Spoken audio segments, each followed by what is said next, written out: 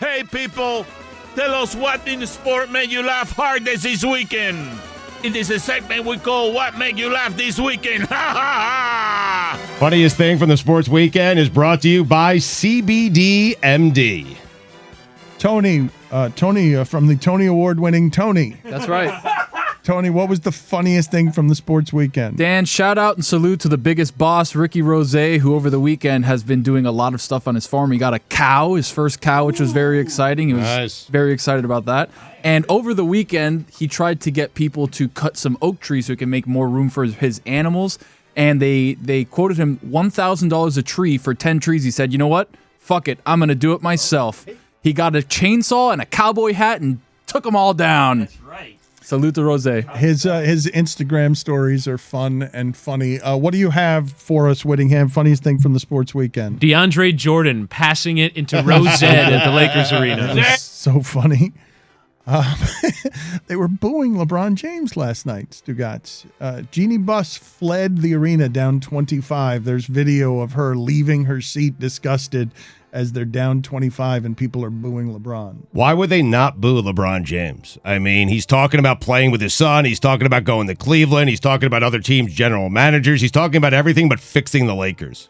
Why not? It's just unusual to see LeBron James booed by a home team. Don't see a lot of it. No, you don't. Roy, funniest thing from the sports weekend. David Sampson and Jeff Passan arguing on Twitter. Oh, my God. Passan buried him. Buried him. The reason you owned a team, David, is because your stepdad owned it. Or the reason you got your job is because your stepdad owned the team. Billy, what was the funniest thing from the sports weekend? This clown's out of town finally. Enough of him, this Jeter. Yeah. So sick of him. You got him. Yeah. Suficiente. Any other names? You called him a coward? You used a curse word? You took off your mask to use He's a coward. Can you argue that he's a coward? Spineless, gutless quitter. Robber baron. What? Have you been watching The Gilded Age 2? Portender. Robber baron is a great insult in 2022. Cornelius Vanderbilt over here. Who? Jessica, what was the funniest thing from the sports weekend? The Bulls fan who turned his Derrick Rose jersey into a DeMar DeRozan jersey. I like that guy. It was good. Mike, what do you have for us? The Lakers. It's funny, man. It's over. Stugotz, it's done. We'll see if Anthony Davis comes back. You want to face that team if Anthony Davis is there, healthy, and LeBron? I mean, he's supposed to be out for 8 weeks or something, no?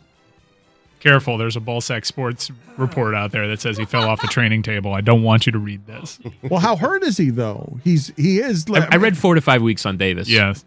And it became 8 weeks on that Ballsack Sports thing, so I'm just trying to I did not see. Thank make you. my presence felt after a week off. I appreciate it. I think you were here when I got fooled the first time by Ballsack The second time, too. That Tracy McGrady thing was also Ballsack Sports. T-Mac. Which Tracy McGrady? There was like a whole Tracy McGrady quote on James Harden that went viral that was courtesy of Ballsack Sports. But I think there were kernels of truth because he did actually say something about James Harden, but I guess Ballsack Sports took it that extra step. Oh, no, but he did say whatever it is that he said. He was critical. He was absolutely critical of James Harden on television. Okay. He was also very critical of him on Ballsack Sports, so I'm just trying to be careful here. Stugotz, what was the funniest thing from the sports weekend? Speaking of James Harden, who had a great weekend, by the way. James Harden falling while trying to sit on the Sixers bench was laugh out loud funny. Fell off the chair. He's skinny now? He is. James Harden went to the Bahamas over All-Star break and got skinny? Yeah. You're not terrified? Nope. You don't think the Sixers are going to be good? Nope. Well, the Sixers are good. They were good before they got James Harden. Are they championship good? I don't think so. I don't. I think they're like 3 teams in the East I'd rather have than the Sixers. The Bucks being one of them, the Heat being the other. I have to think of a third. The Bulls. Nah, I wouldn't want the Bulls. They're in first place ahead. I understand that, but no one wants. Do it in the postseason. I have to think of a third. The Nets. Yeah, the Nets. The Sixers, please. You're doing a show. Yeah.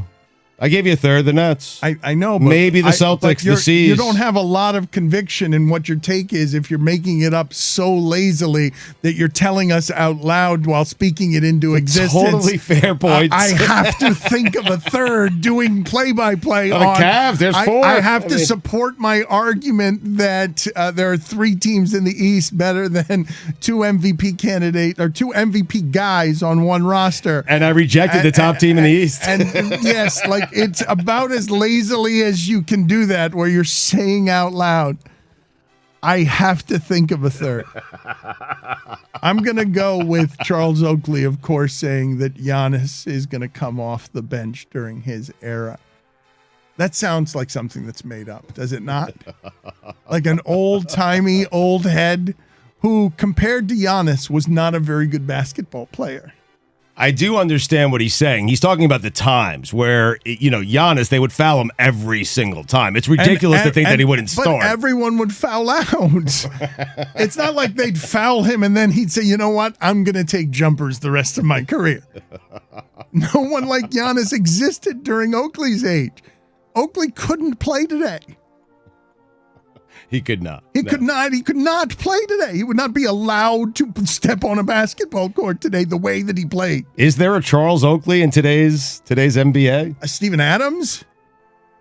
Like, is that what you're talking about? Like, there's not. He would just get mismatched off the floor. Like a 6'8" enforcer who will give you, 6 to 10 points a game. And I feel like we all sort of saw it happen with Tony Allen. Like, we just saw it. He went from charming guy playing in work boots to, oh, wait, Andrew Bogut is going to take him out of the game.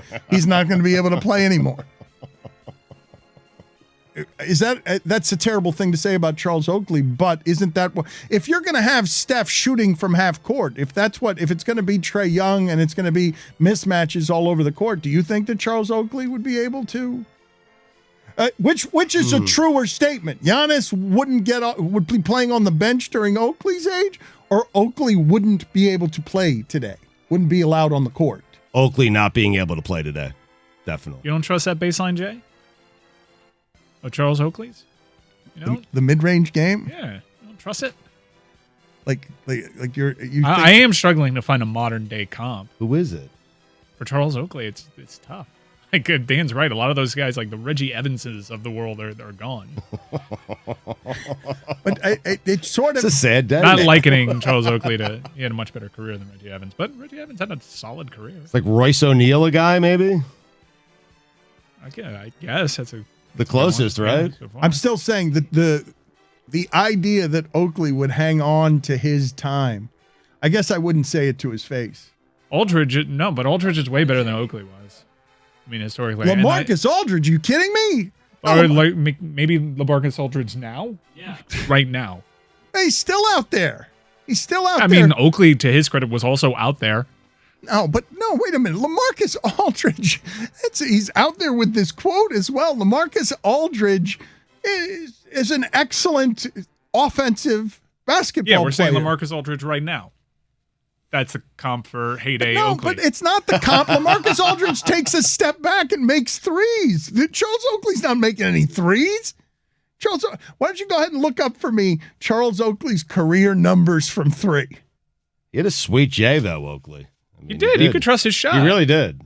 I'm looking up the threes. And he did play like in the era of Shaq, to the point they fouled Shaq all the time, and Shaq was still very much Shaq.